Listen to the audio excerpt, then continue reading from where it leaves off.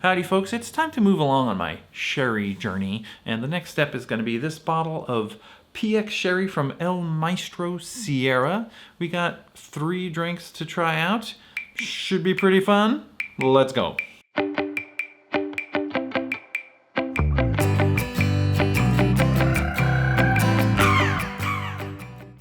Now, this El Maestro Sierra PX sherry comes to me from Les Maisons Selections, which also imports that Fino sherry that we tried last time. If you find any sherry or wine from them, it's probably pretty good. Now, if you're not aware, PX sherry stands for Pedro Jimenez. Pedro Jimenez is the name of the grape that they make the PX sherry from. PX sherry is one of these late harvest grapes that are very sweet to start with, and then they let them dry in the sun to concentrate all that flavor before they ferment it, fortify it, age it in the Solera to make the PX sherry. So it is a very sweet sherry. It tastes a lot like raisins and dates, dried fruits, those sort of things. Extremely dark, not a lot of that extra nutty flavor that you get from some of the lighter sherries. So it is also an oxidized aging, which means there's no floor forms while it's aging. So it is free to interact with the oxygen, so the wine is fully oxidized when it comes out of the barrel. El Maestro Sierra has been around since 1830 and is one of the only bodegas that is entirely run by women. So that's pretty neat. Now let's just give this a taste real quick, just to see what we're getting ourselves into. All PX sherries are going to have this very, very dark color. And yeah, just a super raisin forward. It's just overwhelmingly like raisins. Dates, maybe a little bit of cinnamon, a little bit of spiciness to it. Super sweet raisins and stone fruits. This one's got a little bit of a spiciness to it. It's really delicious. It's complex. It's sort of luscious. It's thick. It's like rich and thick, and it coats the tongue, and it's amazing. I'm sort of a sucker for PX sherry just because, I have a bit of a sweet tooth, and I like the sweet drinks, and so this is right up my alley. Yum. Anyway, let's make some drinks. The first one up is going to be a daiquiri variation. I was looking around on Punch Drink just to see if there's anything fun popped out at me, and this one did. It's called the PX Daiquiri. It's by someone named Chantal Tseng, who worked at a place called Mockingbird Hill in Washington, D.C., which is now closed. It sounds pretty fun. It's basically just a daiquiri that uses PX sherry in place of the simple syrup. Will the PX be sweet enough to stand in for simple syrup? We're gonna find out. Now, it calls for Agricole rum. I'm a little short on Agricole at the moment, but I do have this Holmes Key Reunion Agricole. I am gonna split it though. It calls for 1.5 ounces, and I'm just gonna use 3/4 of this and 3/4 of Real McCoy because this stuff is pretty rubbery, and I don't wanna overwhelm the drink with the rubberiness of this Reunion. Okay, so let's mix that up.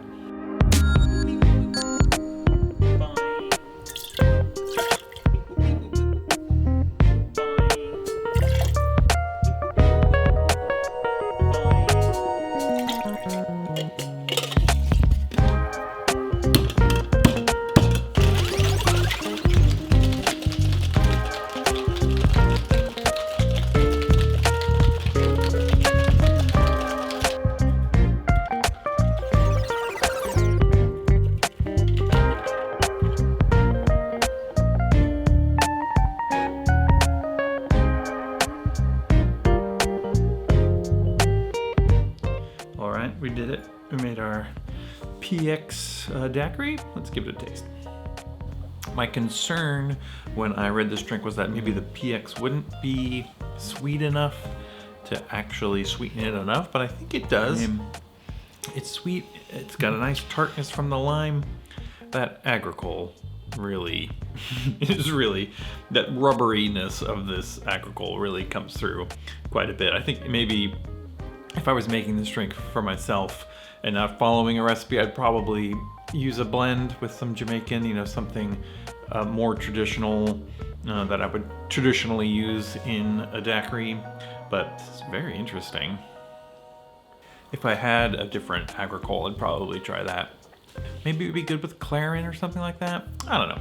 This is very nice. I can see how this PX really works to sweeten a drink, you know, that otherwise wouldn't use sherry. So very interesting. Although, again, I would probably swap the rums if I made this again. Now, I am gonna make 2 more drinks for you. They are both of a similar nature. They're both split base old fashions with Pedro Jimenez as the sweetener. The first is called the Second Marriage, which is actually on the menu at work, which is where I first saw it. I looked it up on Cocktail Virgin for a little cross-reference. It's in a book called Sherry by Tanya Biocchi, but it is actually invented by a guy named Dan Greenbaum. And that's all I know about it. It is a split base of bourbon and Calvados with PX sherry as the sweetener. Now, Cocktail Virgin linked to a similar drink that I'm also gonna make called the Haitian Divorce. I don't really understand this naming convention with marriage and divorce, but it is what it is. This one is a split base of rum and mezcal. They use Bourbon Court 8 as the rum, so that's how it's a Haitian divorce. I don't have any Bourbon Court in the bar at the moment, so I'm gonna use this Papillon Haiti 4-year. Should be pretty interesting, and I feel like this will go really nicely with mezcal. Let's mix those up.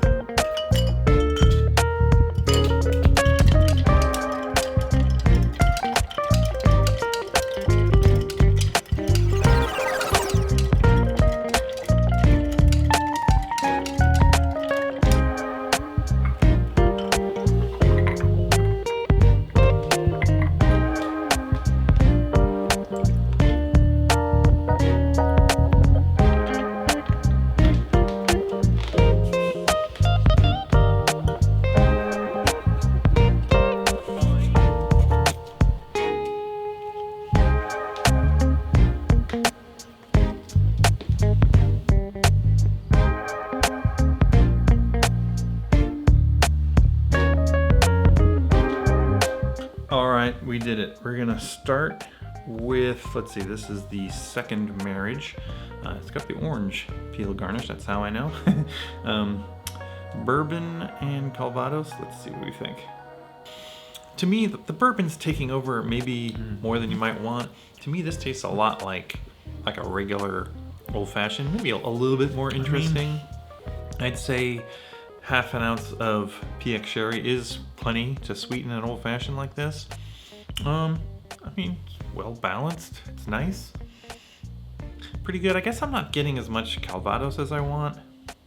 Maybe if I made this again, I would up the Calvados. Maybe do 1.5 Calvados, half an ounce of bourbon. Maybe that would be better. You do get that PX at the end. The sweetness is a little bit more complex, you know, raisiny sweetness. Not bad. Let's try the other one. So this is going to be rum and mezcal old-fashioned. I mean, that can't be bad. This one gets a lime and a lemon peel garnish. I'm not sure why, but I'm just doing what they told me. Okay, that is way more up my alley. I love that rum. It's like it got a nice carameliness to it, but it's got that certain grassy sharpness that like a clarin has. It combines with the mezcal, which is got that mineral sort of bite to it. It's sweet enough, but you don't detect a lot of the flavors of the PX. I'm gonna say that the PX is sweet enough, but it doesn't necessarily battle the other flavors enough. If you have some really strongly flavored things like mezcal in your drink, it might overpower the PX a little bit. I think the thing about the PX sherry is that it is sweet, but it is sweet in the front of the palate instead of having like a lingering sweetness. I'm kind of expecting some residual lingering flavors from the sweetness, but I'm just getting, in one case, the bourbon, and in the other, the mezcal and the rum, I think. So what I might do in the future if I was making these drinks is turn down the PX just a little bit and put in a little bit of simple syrup of some variety just to get that back end sweetness a little bit. Anyway, I really enjoy this PX sherry. I might just drink it on its own, to be honest with you. It's pretty good all by itself. But it's always fun to make a cocktail, so if you have any PX sherry cocktail ideas, put them down below. If you have any sherry ideas in general, put those down below as well. I'll be getting some more sherry in the future to do some more tests. So if you have any questions or comments, put them down below. And in the meantime, thanks for watching, and we'll see you next time.